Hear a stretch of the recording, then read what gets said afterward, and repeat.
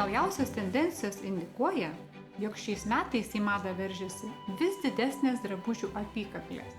Kurdama šį drabužį, sukūriau išraiškingai didelį ir platų kapišoną, kad jis iš priekio atrodytų tarsi didelė apykaklė.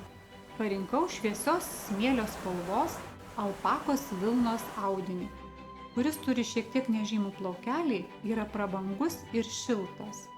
O pamšalą parinkau švelnios aukso spalvos, kad ypatingai derėtų prie audinio ir teiktų prabangą.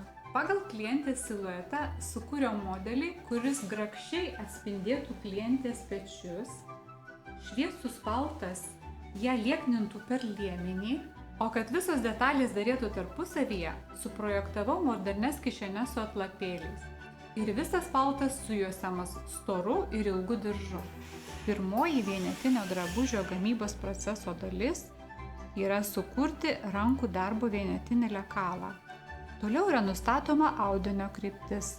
Uždedami lekalai ant audinio, drabužis kerpamas, dubliuojamas, vėl iš naujo viskas labai tiksliai perkerpama ir tik tai tada drabužis pradedamas siūti. Tiksliau sustačiusi primatavimą, į studiją pakviečiau klientę susipažinti su jos naujoju paltu.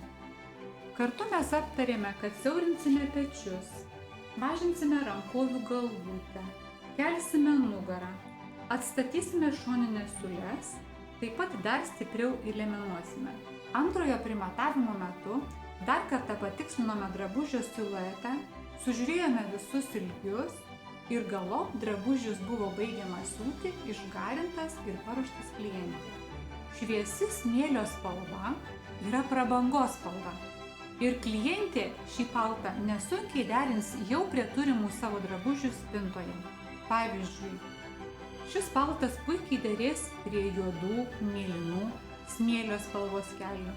Ji lengvai galės derinti jau prie savo turimų golfų, rudos spalvos, kakavos spalvos. Taip pat šis derinys puikiai tiks prie baltų marškinukų. Tikėdama šiuo drabužiu, klientė atrodys puikiai, eidama į teatrą, eidama su draugėmis. Taip pat šis paltas puikiai tiks dėvėti ir į darbą.